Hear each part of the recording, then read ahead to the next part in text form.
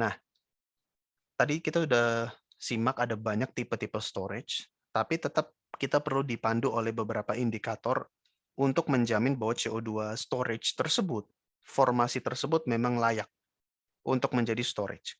Yang pertama, kedalaman. Nah, kedalaman ini berhubungan dengan tekanan nanti.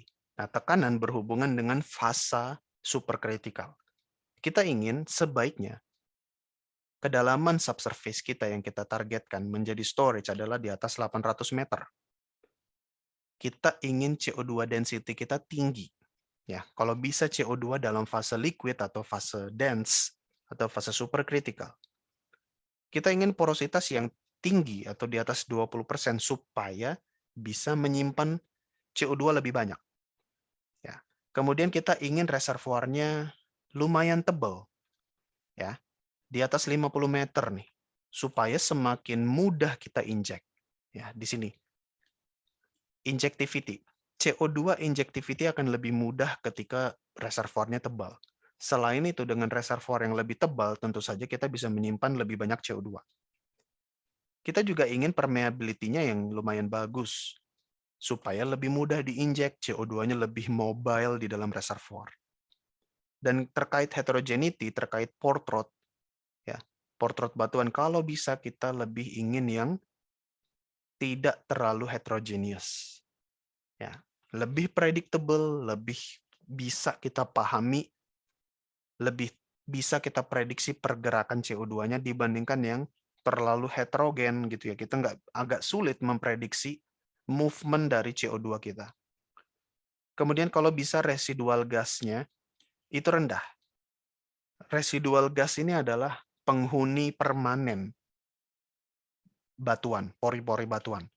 Jadi kita ingin penghuni permanennya si residual ini kecil supaya CO2 bisa masuk sebanyak mungkin. Kemudian kondensat, kalau bisa kondensatnya nggak banyak, again supaya CO2 lebih banyak bisa dimasukkan. Dan kalau bisa secara litofasies dia memang sudah good quality supaya bagus, mudah CO2 kita injek. Nah, kemudian dari terhadap tipe-tipe reservoirnya nih, misalnya kalau kita mau pakai oil and gas reservoir, ya, yang paling simple, paling quick look kita lihat, lumayan dalam 800 meter, tebal kita butuh at least 10 meter, porositas di atas 10%, ya. Sedikit berbeda dengan panduan yang ini ya. Memang itulah yang terjadi di industri. Ada yang mengajukan indikator kriteria seperti ini, ada yang lumayan berbeda, enggak apa-apa.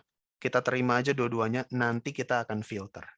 Nah, ini dari sumber yang berbeda, dia mengatakan di atas 10% kalau oil and gas reservoir it's already good. Ya. Kemudian kalau kita pakai salin aquifer sama, dia cukup dalam dan juga di atas 10 meter ketebalannya. Tapi lihat, kita butuh 2 milidarsi sudah cukup di salin aquifer. Oke, kita butuh at least 2 milidarsi saja untuk kalau kita pakai salin aquifer. Jadi nggak perlu di salin aquifer yang permeabilitasnya tinggi-tinggi banget, tidak perlu. 2 milidarsi itu sudah lumayan layak untuk kita consider menjadi storage. Ya, cuman hati-hati. Critical faktornya adalah potability. Jangan sampai lapisan aquifer tersebut merupakan lapisan potable water, lapisan untuk air minum. Jadi pastikan, tapi biasanya lapisan air minum, ya, aquifer yang dipakai untuk air minum itu nggak pernah lebih dalam dari 800 meter. Jadi ketika dia 800 meter, itu sudah kemungkinan itu adalah yang tidak layak untuk jadi air minum. Ya. Kemudian coal layer. Kalau kita pakai lapisan batu bara, itu di antara 300 sampai 1 kilometer. Ya, 300 meter sampai 1 kilometer. At least di atas 2 meter kita bisa pakai. Kita cek mikroporosity-nya seperti apa. Ya, kemudian main mechanism kita tahu bahwa dia akan terjadi proses adsorption. Kemudian ada juga lapisan shale atau lapisan basal kita bisa utilize, tapi ini masih dalam study untuk bisa mengetahui kriteria-kriteria dia seperti apa supaya bisa menjadi storage yang bagus. Nah, kalau kita memfilter banyak faktor di dalam CO2 storage, CO2 geological storage, ada 4 yang paling perlu kita kenal, yang paling menentukan performa dari CO2 storage. Yang pertama adalah trapping. Mekanisme-mekanisme apa dalam subsurface yang men-trap CO2? Nanti kita bahas. Yang berikutnya adalah kapasitas. Tentu saja, seberapa besar volume CO2 yang saya bisa inject ke dalam storage.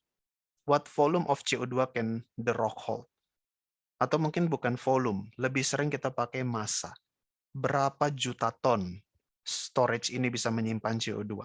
Ya, berapa milion ton ya CO2 storage ini bisa menampung CO2 saya. Jadi yang pertama selalu di mindset kita kapasitasnya berapa. Kebalikannya di oil and gas. Kita selalu berbicara berapa cadangan migas, berapa cadangan migas. Kalau di CO2 storage, kita selalu berbicara berapa kapasitas lu bisa menampung CO2 berapa banyak, seperti itulah intinya. Yang kedua, yang berikutnya adalah injectivity. Seberapa mudah saya menginjek, memompakan CO2 ke dalam reservoir. Apakah mampet-mampet, alirannya nggak lancar, atau mudah kita injek langsung masuk.